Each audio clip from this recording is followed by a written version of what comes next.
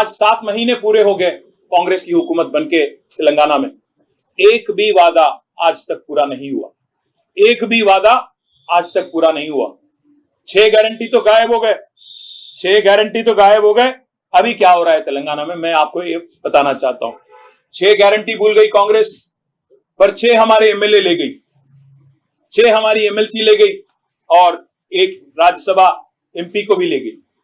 हमें इस बात से कोई खेद नहीं, बड़ा अजीब सा लगता है, अजीब सा लगता है जो आदमी आज अपने आप को संविधान के रक्षक मानते हैं, जो आदमी अपने आप को संविधान के प्रतीक मानते हैं, वो जब संविधान को बेरहमी से एक्सप्लॉइट करते हैं और इसकी बेइज्जती करते हैं, तो इस बात को दिल्ली में बताना हर किसी को, इस देश की हर युवा को, इस देश के हर शख्स को बताना हमारी जिम्मेदारी है। इसीलिए हम आज दिल्ली आ गए। भाइयों, मैं याद दिलाना चाहता हूं आपको, बार बार कांग्रेस कहती है कि बीजेपी की पॉलिटिक्स जो है इमोरल है। जब भी कोई एमएलए डिफेक्ट करता है कांग्रेस से बीजेपी में, तो कांग्रेस बार बार कहती है कि बीजेपी इमोरल पॉलिटिक्स प्ले करती है और ये गलत है। मैं आपको उदाहरण देता हूं, एग्जाम्पल देता हूं। ये देखिए, कांग्रेस गोवा में स्वयं राहुल गांधी गए अप्रैल 2022 में, और वहां जितने कांग्रेस के उम्मीदवार थे उनसे शपथ दिलवाया। उन्होंने कहा कि जो भी कांग्रेस के टिकट से लड़ेगा जीतेगा तो कांग्रेस में ही रहेगा। ये शपथ स्वयं राहुल गांधी ने दिलवाया था 2022 में।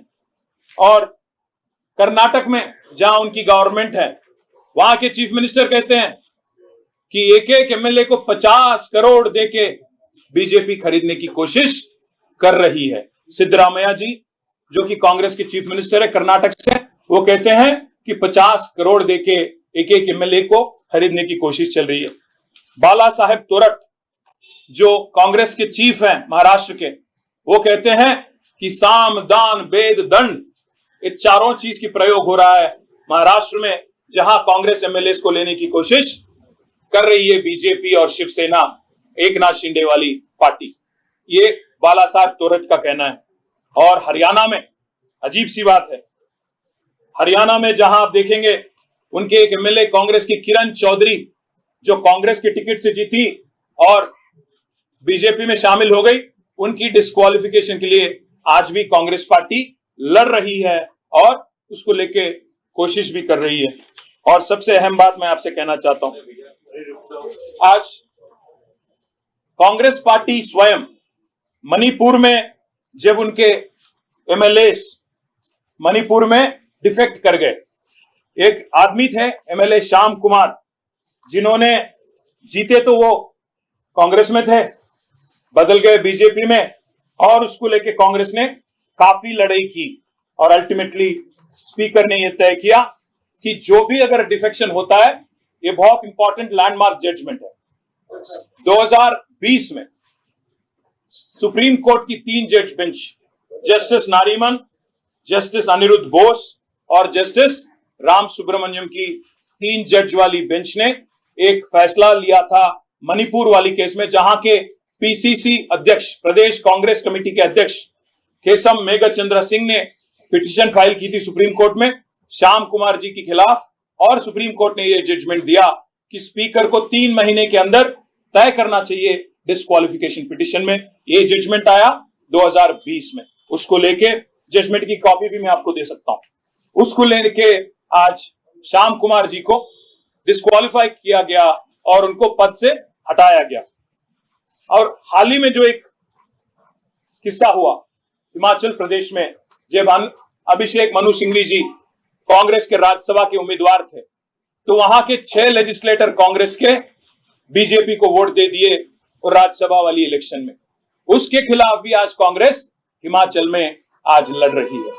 मैं इसलिए पूछना चाहता हूं, जब आपके साथ गोवा में इलेक्शन होता है तो आप शपथ दिलवाते हो आपके लेजिस्लेटर से कि आप दल बदलेंगे नहीं। जब आपके मणिपुर के एमएलए कांग्रेस वाले बीजेपी में शामिल हो जाते हैं, आप सुप्रीम कोर्ट जाते हो, लड़ते हो और उसके खिलाफ ऑर्डर लाते हो।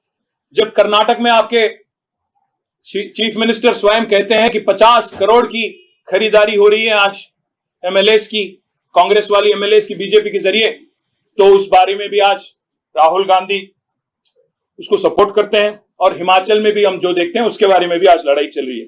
और सबसे अहम बात, कांग्रेस की एक मैनिफेस्टो निकली थी अभी हाल ही में जब पार्लियामेंट हुआ, तो न्याय पत्र करके उनका मैनिफेस्टो, नेशनल मैनिफेस्टो, जिसकी लॉन्च की गई थी तेलंगाना में। तेलंगाना में इसकी लॉन्च हुई थी, जिसमें राहुल गांधी और उनकी पार्टी ये कहती है न्याय पत्र में कि हम न्याय करेंगे। This is the exact thing I am reading out. We promise to amend the 10th schedule of the Constitution of India and make defections leaving the original party on which the MLA or MP was elected an automatic disqualification of the membership in the assembly or parliament। न्याय पत्र में घोषणा करते हो आप राहुल जी और खारगे जी कि कोई भी एमएलए और एमपी अगर दल बदले तो आप उसका ऑटोमेटिक डिस्क्वालिफिकेशन करोगे, संविधान का अमेंडमेंट करके, 10th शेड्यूल का अमेंडमेंट करके। मैं आज इसीलिए पूछना चाहता हूं, आज कांग्रेस के जो चीफ मिनिस्टर है तेलंगाना के रेवंत रेड्डी, और यहां के जो लीडर ऑफ ऑपोजिशन है राहुल गांधी जी, हम देखते हैं टीवी में और पेपरों में कि बार बार राहुल जी संविधान को फ्लॉन्ट करते हैं, संविधान को दिखाते हैं, ऐसे एक्टिंग करते हैं जैसे कि वो संविधान के रक्षक है, संविधान के प्रतीक है। और संविधान को अगर कोई इज्जत करते हैं तो राहुल जी करते हैं और कोई नहीं करते हैं। इस तरीके का एक ऑस्कर अवार्ड लेवल की एक्टिंग राहुल जी करते हैं। पर देखिए क्या कर रहे हो, एक तरफ पार्लियामेंट में जो 2-4 किलोमीटर दूरी में है यहां से, वहां पे आप कॉन्स्टिट्यूशन को दिखाते हो, और उसके ठीक नीचे अगर आप देखेंगे तो हमारे एक सदस्य पोचारम श्रीनिवास रेड्डी जी जो बीआरएस के एमएलए हैं, उनका हाथ मिलाते हैं, इंकरेज करते हैं। और मैं यूं ही नहीं कह रहा हूं, ये इंडियन एक्सप्रेस की रिपोर्ट है। Telangana CM gets the nod of AICC to induct more BRS MLAs. मतलब ये एआईसीसी की अनुमति से, एआईसीसी की सहमति से, एआईसीसी की इंकरेजमेंट से आज तेलंगाना चीफ मिनिस्टर जो भी कांड कर रहे हैं ये उनकी सहमति से हो रहा है।